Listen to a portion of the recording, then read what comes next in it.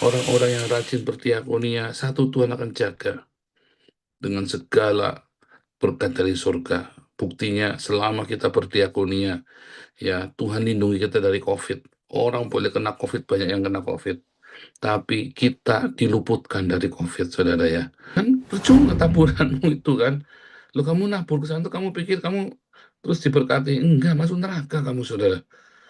Karena kamu menyia-nyiakan berkat Tuhan yang Tuhan percayakan kepadamu, kamu hambur-hamburkan untuk yang bukan makanan. Sebab tanpa kekudusan, Tuhan tidak bisa jaga kamu, saudara. Bukan Tuhannya tidak mau jaga, kamu yang selalu membuka celah. Itu pelita bagi kakiku. Ya, Shalom Aleichem, Barokata Adonai, Elohim Melika Olam. Diberkatilah Engkau Tuhan Yesus, Raja semesta alam. Ya Bapak Ibu, tiba saatnya kita akan masuk dalam renungan firman Tuhan yang hari ini akan disampaikan oleh Gembala kita Pastor Dr. Joseph Paul Zhang. Tapi sebelumnya kita akan membaca ayat firman Tuhan bersama. Saya mohon kesiapannya untuk para lektor yang sudah menerima tugas jadwal, yaitu Ibu Sarina. Ibu Sarina membacakan Yesaya 24 ayat 1 sampai 23, dilanjutkan Bapak Murjiono di Wahyu 9 ayat 1 sampai 20. Wahyu 9 ayat 1 sampai 20. Ya, silakan untuk Ibu Sarina, nanti akan dilanjutkan oleh Bapak Murjiono. Yesaya 24 ayat 1 sampai dengan 23. Sesungguhnya Tuhan akan menanduskan bumi dan akan menghancurkannya, akan membalikkan permukaannya dan akan menyerakkan penduduknya. Maka seperti nasib rakyat, demikianlah nasib imam. Seperti nasib hamba laki-laki, demikianlah nasib tuannya. Seperti nasib hamba perempuan, demikianlah nasib nyonyanya. Seperti nasib pembeli, demikianlah nasib penjual. Seperti nasib peminjam, demikianlah nasib yang meminjamkan. Seperti nasib orang yang berhutang, demikianlah nasib orang yang berpiutang. Bumi akan ditanduskan setandus-tandusnya dan akan dijarah sehabis-habisnya. Sebab Tuhanlah yang mengucapkan firman ini. Bumi berkabung dan layu. Ya, dunia merana dan layu. Langit dan bumi merana bersama. Bumi cemar karena penduduknya, sebab mereka melanggar undang-undang, mengubah ketetapan-ketetapan, dan mengingkari perjanjian abadi. Sebab itu sumpah serapah akan memakan bumi, dan penduduknya akan mendapat hukuman.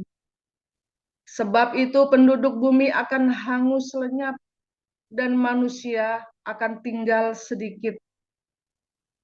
Air anggur tidak menggirangkan lagi, pohon anggur merana, dan semua orang yang bersuka hati mengeluh. Kegirangan suara rebana sudah berhenti. Keramaian orang-orang yang beria-ria sudah diam, dan kegirangan suara kecapi sudah berhenti. Tiada lagi orang minum anggur dengan bernyanyi. Arak menjadi pahit bagi orang yang meminumnya. Kota yang kacau riuh sudah hancur. Setiap rumah sudah tertutup, tidak dapat dimasuki. Orang menjerit di jalan-jalan karena tiada anggur. Segala sukacita sudah lenyap. Kegirangan bumi sudah hilang. Yang terdapat dalam kota hanya kerusakan. Pintu gerbang telah didobrak dan runtuh. Sebab beginilah akan terjadi di atas bumi, di tengah-tengah bangsa-bangsa. yaitu seperti pada waktu orang menjolok buah zaitun, seperti pada waktu pemetikan susulan, apabila panen buah anggur sudah berakhir. Dengan suara nyaring mereka bersorak-sorai, demi kemegahan Tuhan, mereka memekik dari sebelah barat. Sebab itu permuliakanlah Tuhan di negeri-negeri timur. Nama Tuhan, Allah Israel, di tanah-tanah pesisir laut. Dari ujung bumi kami dengar nyanyian pujian, hormat bagi yang maha adil. Tetapi aku berkata, kurus merana aku, kurus merana aku, celakalah aku. Sebab para penggarong menggarong. Iya, terus-menerus mereka melakukan penggarongannya. Hai penduduk bumi, kamu akan dikejutkan, akan masuk pelubang dan jerat. Maka yang lari karena bunyi yang mengejutkan akan jatuh ke dalam pelubang. Dan yang naik dari dalam pelubang akan tertangkap dalam jerat. Sebab tingkap-tingkap di langit akan terbuka dan akan bergoncang dasar-dasar bumi. Bumi remuk redam. Bumi hancur luluh. Bumi gonjang-ganjing.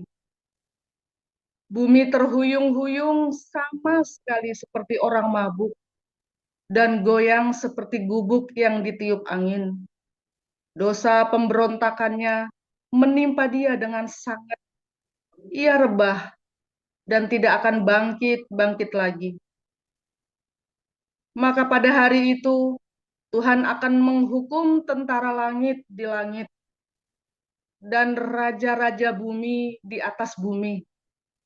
Mereka akan dikumpulkan bersama-sama seperti tahanan dimasukkan dalam liang. Mereka akan dimasukkan dalam penjara dan akan dihukum sesudah waktu yang lama. Bulan purnama akan tersipu-sipu dan matahari terik akan mendapat malu. Sebab Tuhan semesta alam akan memerintah di Gunung Sion dan di Yerusalem. Dan ia akan menunjukkan kemuliaannya di depan tua-tua umatnya. Demikian.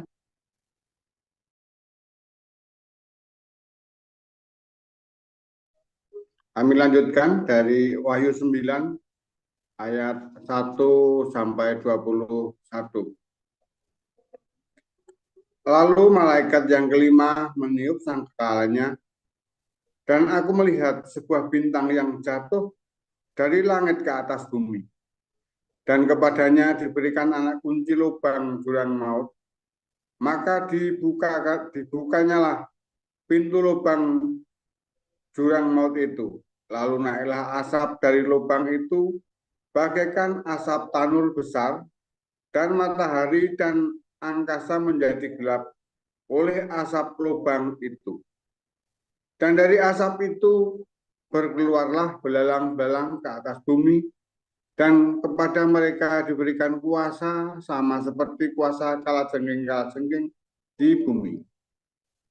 Dan kepada mereka dipesankan supaya mereka jangan merusak rumput-rumput di bumi atau tumbuh-tumbuhan ataupun pohon-pohon, melainkan hanya manusia yang tidak memakai materai Allah di dahinya. Dan mereka diperkenankan bukan untuk membunuh manusia, melainkan hanya untuk menyiksa mereka 5 bulan lamanya. Dan siksaan itu seperti siksaan kalajengking apabila ia menyengat manusia. Dan pada masa itu orang-orang akan mencari maut, tetapi mereka tidak akan menemukannya. Dan mereka akan ingin mati, tetapi maut lari dari mereka. Dan rupa belalang-belalang itu sama seperti kuda yang disiapkan untuk peperangan, dan di atas kepala mereka ada sesuatu yang menyerupai mahkota emas, dan muka mereka sama seperti muka manusia, dan rambut mereka sama seperti rambut perempuan, dan gigi mereka sama seperti gigi singa, dan dada mereka sama seperti baju sirah, dan bunyi sayap mereka bagaikan bunyi kereta-kereta yang ditarik banyak kuda, yang sedang lari ke medan peperangan. Dan ekor mereka sama seperti kalajengking, dan ada sengatnya, dan di dalam ekor mereka itu terdapat kuasa mereka untuk menyakiti manusia 5 bulan lamanya. Dan raja yang memerintah mereka ialah malaikat jurang maut. Namanya dalam bahasa Ibrani ialah Abaddon, dan dalam bahasa Yunani ialah Apollyon. Celaka yang pertama sudah lewat. Sekarang akan menyusul 2 celaka lagi. Lalu malaikat yang keenam meniup sangkakalanya, dan aku mendengar suatu suara keluar dari keempat tanduk mezbah emas yang di hadapan Allah, dan berkata kepada malaikat yang keenam yang memegang sangkakala itu, lepaskanlah keempat malaikat yang terikat dekat sungai besar Efrat itu. Maka dilepaskanlah keempat malaikat yang telah disiapkan bagi jam dan hari, bulan dan tahun, untuk membunuh sepertiga dari umat manusia. Dan sejumlah tentara itu ialah 20.000 laksa pasukan berkuda. Aku mendengar jumlah mereka, maka demikianlah aku melihat dalam penglihatan itu kuda-kuda dan orang-orang yang menungganginya. Mereka memakai baju zirah, merah api dan biru, dan kuning belerang warnanya. Kepala kuda-kuda itu sama seperti kepala singa, dan dari mulutnya keluar api dan asap dan belerang. Oleh ketiga malapetaka ini dibunuh sepertiga dari umat manusia, yaitu oleh api dan asap dan belerang yang keluar dari mulutnya. Sebab kuasa kuda-kuda itu terdapat di dalam mulutnya dan di dalam ekornya. Sebab ekornya sama seperti ular, mereka berkepala, dan dengan kepala mereka itu mereka mendatangkan kerusakan. Tetapi manusia lain yang tidak mati oleh malapetaka itu tidak juga bertobat dari perbuatan tangan mereka.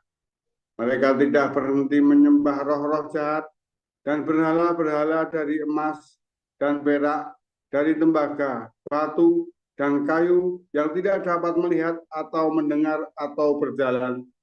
Dan mereka tidak bertobat daripada pembunuhan, sihir, pencabulan, dan pencurian. Demikian bacaan firman Tuhan. Terima kasih Ibu Eli Esther.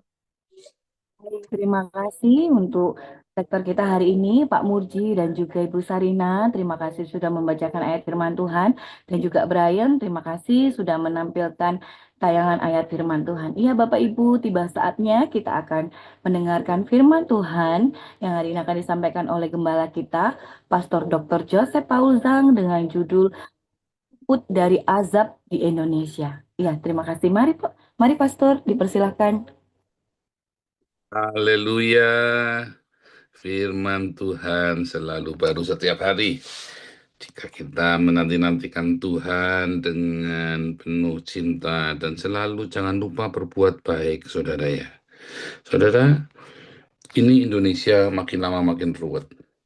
Ya, demo setiap hari, hari Agustus, 17 Agustus merayakan ulang tahun ke-81 pun ruwet.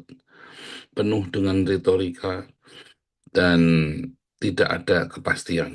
Ya, tapi kalian jangan takut.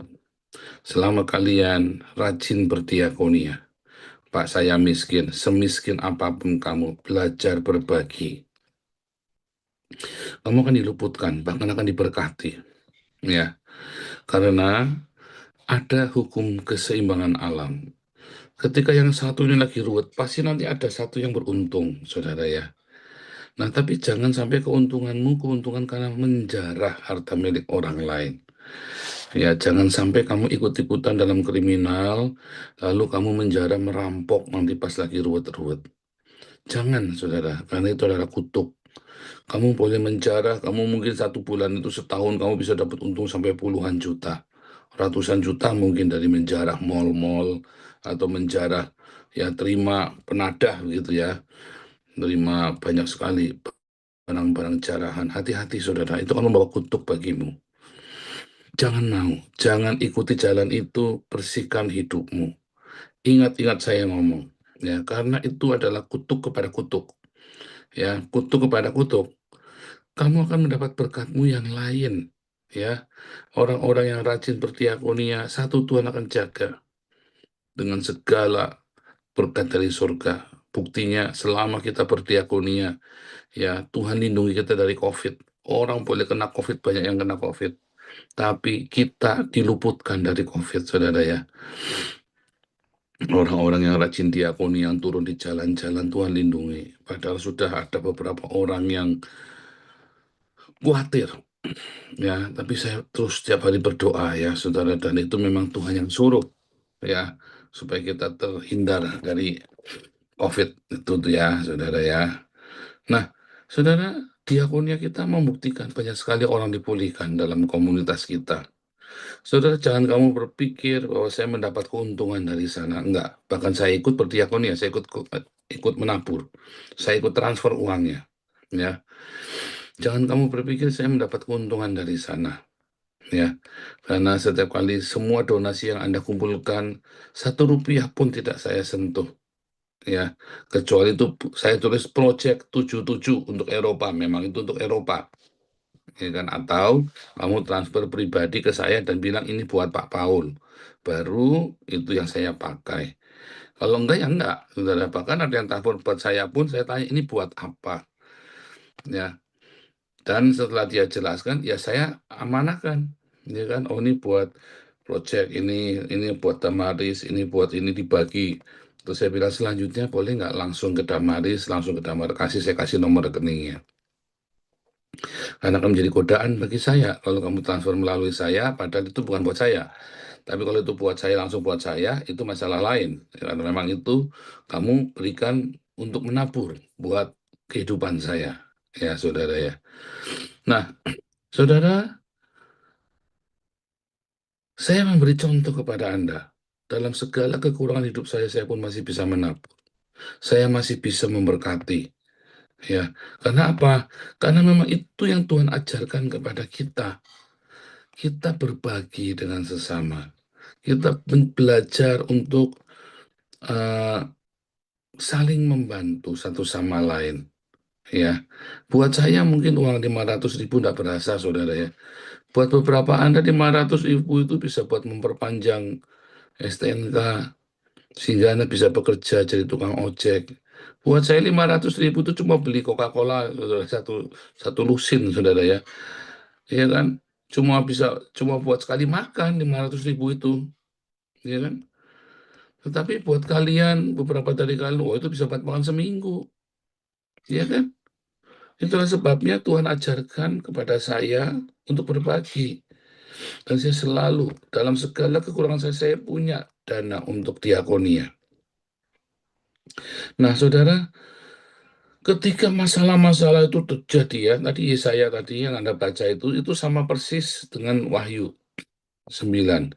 Jumlah populasi dunia menurun, bencana di mana-mana, kamu nggak bisa sombong, aku nih bos, aku nih direktur, kamu tuh cuman kacung, kamu cuman babu. Oh, nggak bisa, saudara. Semuanya sama.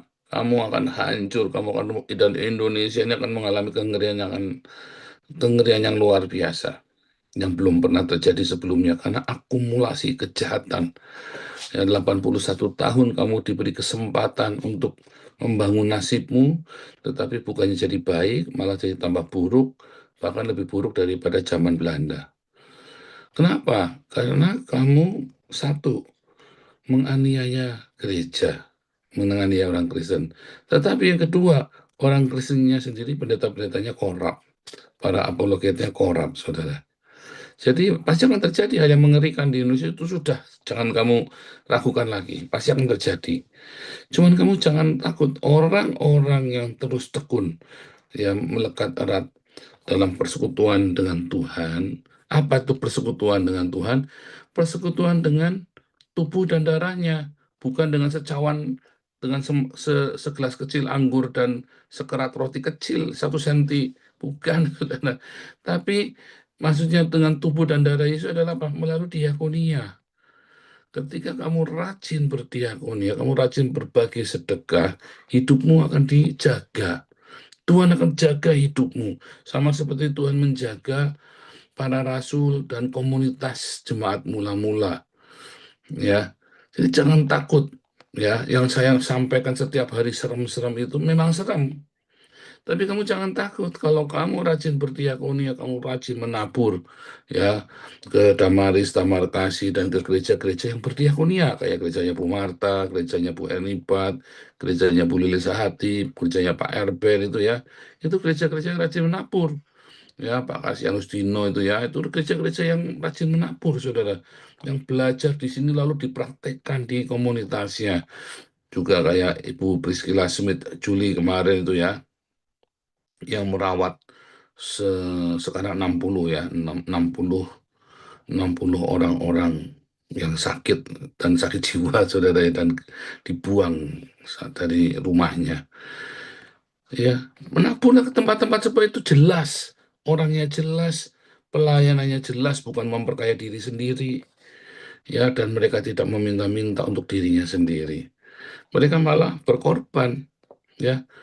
Banyak contoh-contohnya di komunitas kita, menaburlah, saudara.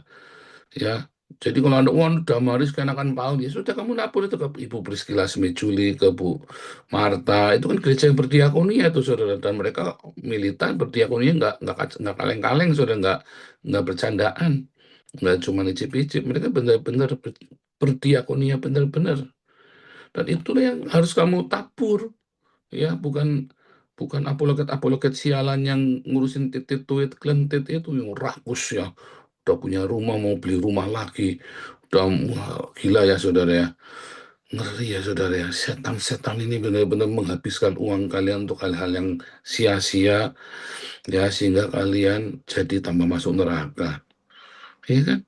Kan percuma taburanmu itu kan, lo kamu nabur ke sana tuh kamu pikir kamu terus diberkati, enggak, masuk neraka kamu, saudara. Karena kamu menyia-nyiakan berkat Tuhan yang Tuhan percayakan kepadamu, kamu hambur-hamburkan untuk yang bukan makanan. Sedangkan banyak sekali anak-anak Tuhan yang membutuhkan makan. Banyak sekali anak-anak Tuhan di Indonesia yang sekarang ini ya sampai kena keracunan MBG ya. Coba lihat, harusnya Damaris bisa memberi makan lebih banyak lagi. Coba lihat Hagios Embun Pagi, seharusnya kita bisa lagi kasih beasiswa lebih banyak orang supaya jangan putus sekolah. Supaya kita bisa kasih sembako lebih banyak orang lagi. Tapi kan terbatas dana kita, ya kan? Nah, saudara, jangan takut menabur di tempat-tempat seperti itu. Pak, ceritanya duit. Oh iya, karena gara-gara uang itulah kalian Indonesia celaka, kalian serakah, pendeta-pendeta korup. Saya ngajari kalian bagaimana kalian menabur dengan benar, supaya kamu jangan masuk neraka bareng-bareng sama idolamu itu. Idol, ya, idol kamu, berhala, ya, supaya kamu jangan masuk neraka bareng-bareng. Dan jangan takut, saudara, ketika kamu menabur, menolong orang miskin, bukannya malah mengidolakan orang sampai memberikan hartamu kepada idolamu. Saya pernah ya di Belanda ya, oh ini aku ngefan sama Paul, aku tidak ngefan sama Paul. Jadi di Belanda ini komunitasnya terbelah.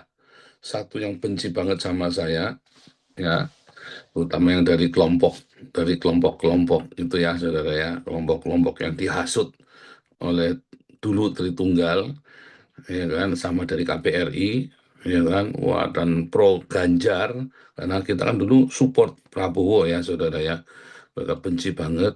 Saya nggak ngefans sama Paul Zhang, sama yang ngefans sama saya. Saya bilang, kalau yang nggak ngefans nggak apa-apa, tapi kalau yang ngefans saya bilang, wah, hati-hati kamu, jangan sampai kamu ngefans sama saya loh. Wah, langsung saya cegat. Kenapa? Karena saya ini hamba. Ya, dan saya tidak tertarik kamu ngefans dengan saya. Kamu boleh support pelayanan kami, dan ada beberapa orang ya yang support pelayanan kita. Tapi kamu tidak boleh ngefans dengan saya. Sekali kamu ngefans dengan saya, habis kamu. Saya berbuat salah, kamu nggak tahu kalau saya bikin salah.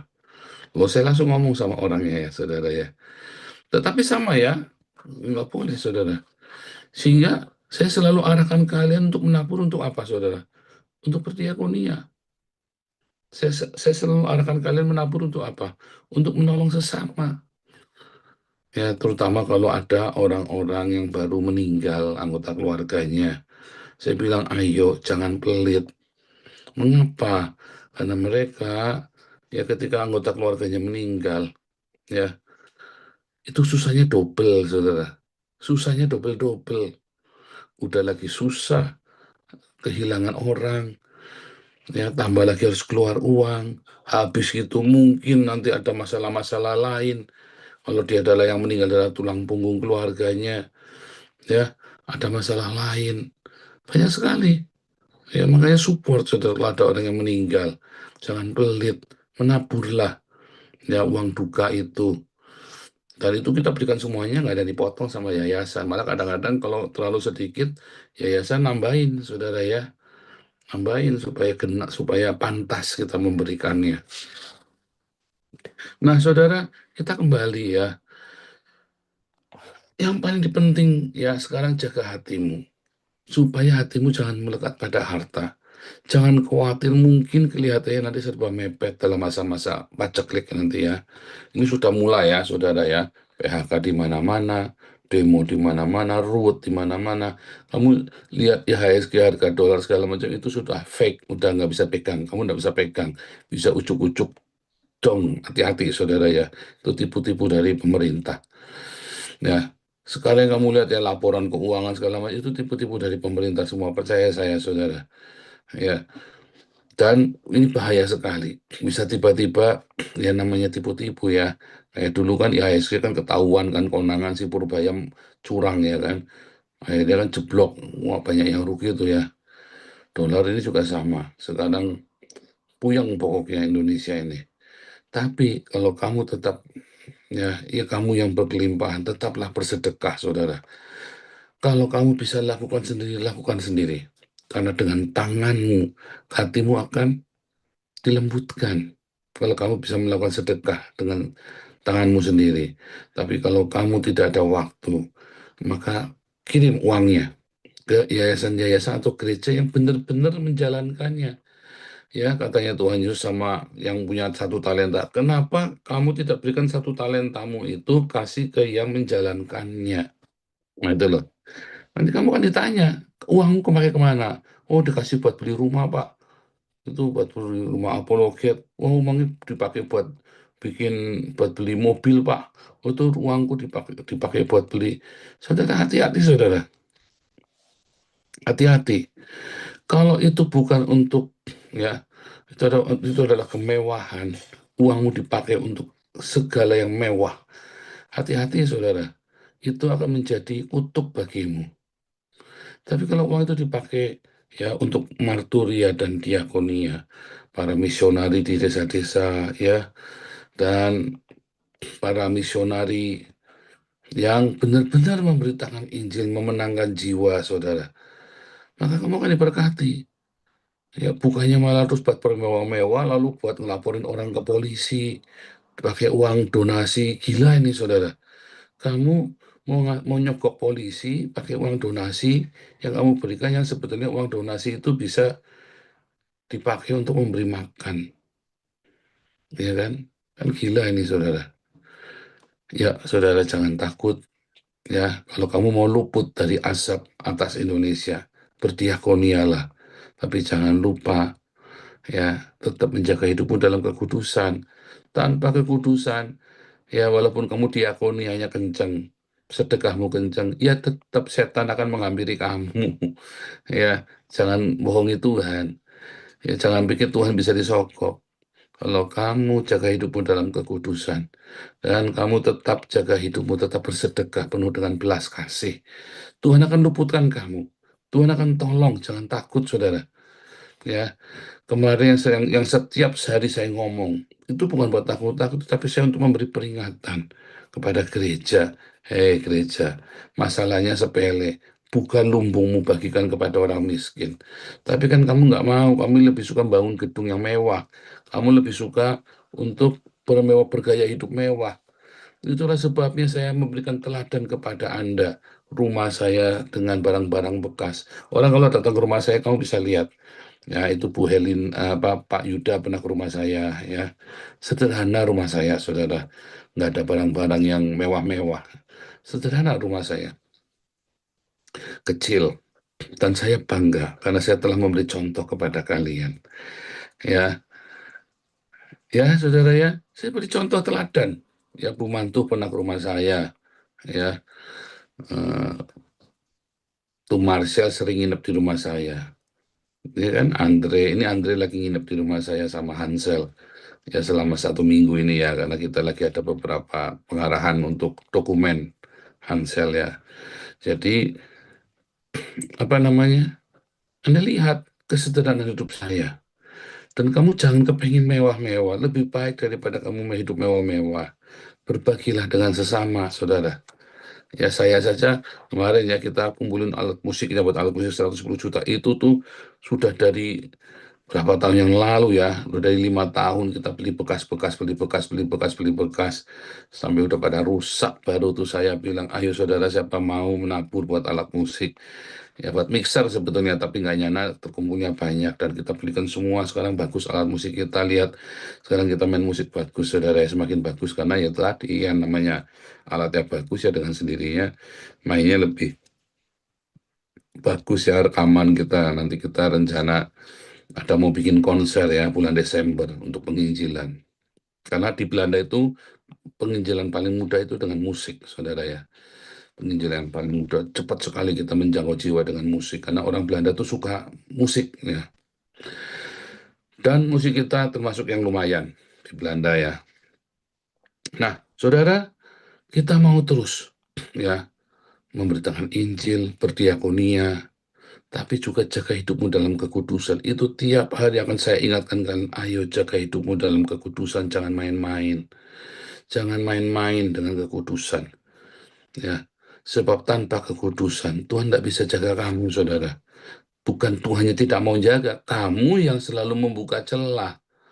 Loh, kamu sudah dilindungi, tapi kamunya selalu kayak orang naik bis, jangan mengeluarkan anggota badan lah. Kamu malah tangannya cawe-cawe sana sini, naik mobilnya kesamber, tangannya puntul, tugel tanganmu ya kan.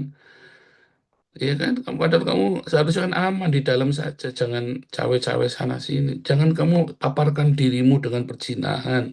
Itu sama saja kamu memaparkan dirimu kepada iblis. Ya, udah dikasih tameng, udah dikasih senjata Allah, tapi kamu malah memaparkan dirimu kepada setan. Ya, habis kamu, saudara, dihujam dengan, coba lihat kayak saya nih, difitnah, ya, dikhianati, dikata-katai jahat. Ada yang mempan nggak? Kan nggak ada yang mempan. Karena saya jaga hidup saya dalam diakonia dan kekudusan, saudara. Saya jaga hidup saya tetap melekat erat sama Tuhan dengan apa, diakonia dan jaga kekudusan. Ya kan? Baca firman, iya, baca firman, iya. Tapi kamu baca firman tok buat apa? Kan harus dilakukan. Lakukannya apa? Yang paling buktinya diakonia itu tiap hari. Disuruhnya tiap hari. Kita bersedekah itu tiap hari, saudara. Bukannya sebulan sekali, seminggu sekali. Tiap hari. Ya, artinya tiap hari itu kamu selalu menyediakan dirimu, berbagi dengan sesama. Dan kekudusan itu bukan kalau mau ke gereja, setiap hari kamu jaga hidupmu dalam kekudusan pagi, siang, malam. Pikiranmu bersih, hatimu bersih. Maka tidak akan ada fitnahan apapun. Makanya saya nggak pernah takut. Pak lagi dirasani, ya nanti ada orang kirim lagi, Pak ini orang jahat sekali ngomongnya begini. Biar nggak ngefek. Nggak ngefek. Buat bercandaan saja. Ya, tadi saya sama Mata Pisau, tadi saya live. Buat bercandaan aja ya sama si Robert itu ya. Buat bercandaan aja. Jangan kamu anggap serius yang begitu-begitu. Nggak akan mempan. Percaya saya nggak akan mempan. Sudah berapa juta orang Islam mau nyantet saya, nggak ada yang bisa. Malam balik iya, saudara ya. Haleluya. Kiranya Tuhan tolong kalian untuk memahami apa yang saya ngomong. Semiskin apapun, ayo belajar kamu berbagi dengan tetanggamu, dengan saudaramu. Ya, semiskin apapun kamu harus belajar berbagi. Tapi utamakan kamu sudah kenyang, sudah cukup. Lalu kamu bagi, jangan kamu simpan. Kamu bagi. Ya, nanti ada berkat lagi. Ya, nanti selalu ada berkat lagi. Jangan simpan barang jarahan. Ya, jangan simpan barang-barang hasil kejahatan. Nanti rumahmu ikut terkutuk, anak-anakmu akan terkutuk. Ya, jangan jauhkan dirimu dari yang jahat-jahat itu ya, saudara ya.